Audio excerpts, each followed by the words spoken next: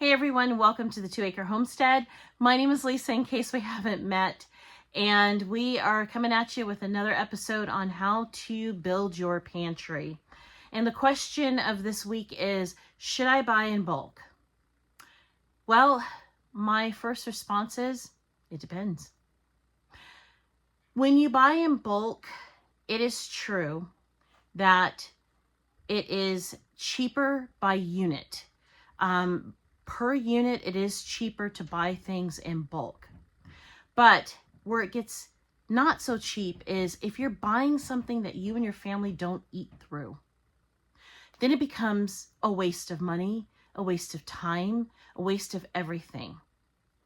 And I think a lot of times people tend to think, and I know I used to think this too, that I would buy in bulk so that I could hold on to it for a really long time.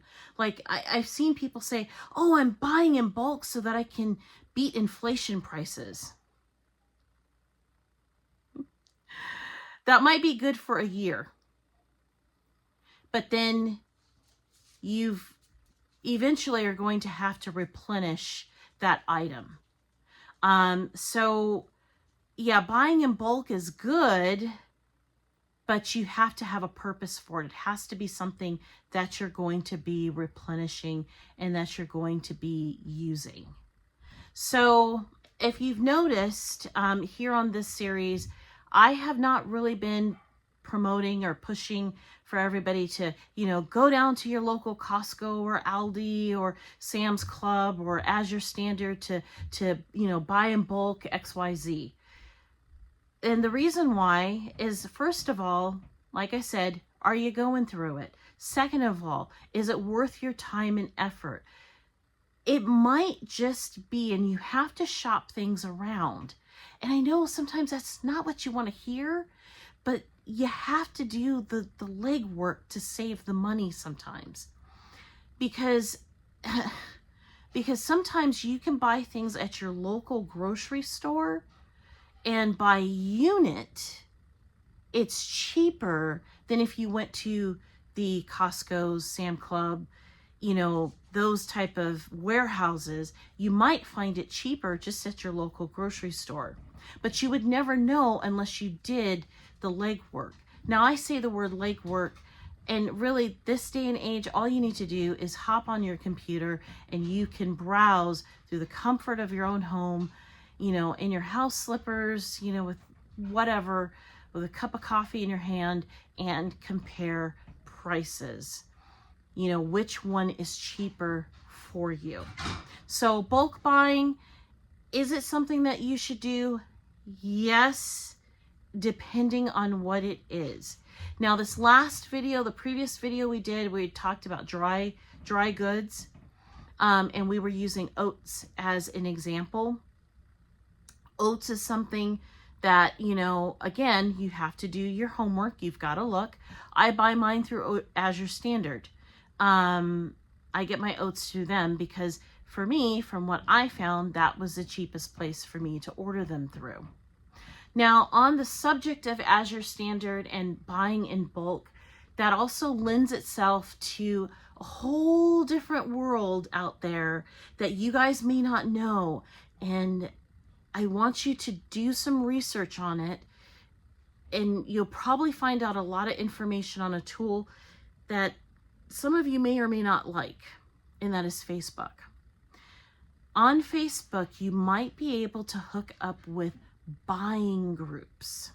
When we lived in Arizona, I was a part of a buying group. I absolutely loved, I still love that group to this day. I still keep in contact with some of the members of my buying group. And what we would do is we would all go in together, and we would purchase cows, multiple cows from a farmer, and then we would all split the cost, and everybody would put in their order of what cut they want and blah blah blah, and we would help each other buy in bulk. And if you can find that, you usually can find that through Facebook. And I know a lot of people don't like Facebook. I know I personally don't like Facebook, but I keep it only just for reasons like that. Because if you can get into a purchasing group, you can really get some good, deep discounts on things like, meats and what have you. Azure Standard is a really good way to also find groups like that and to get to be a part of them. But to answer the question, should you buy in bulk? Again, depending on what you're buying. And just know you're not going to beat the inflation. Don't fall for that trap.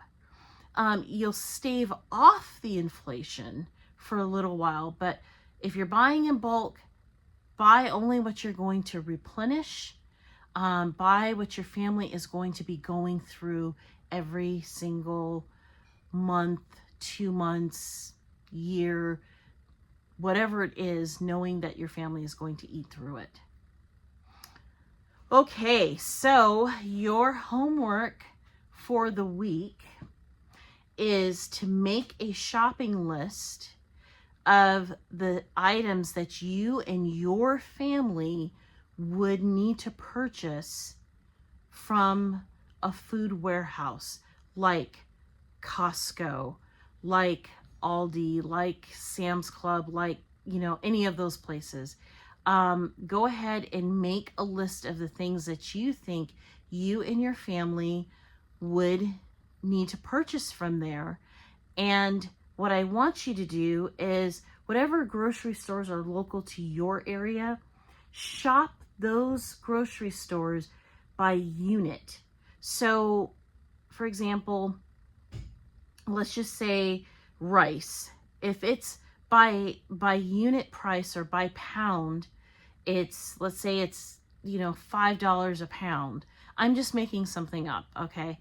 But let's say it's $5 a pound, and at your local grocery store, but it's $3 a pound at Costco, then the Costco price would be the better price.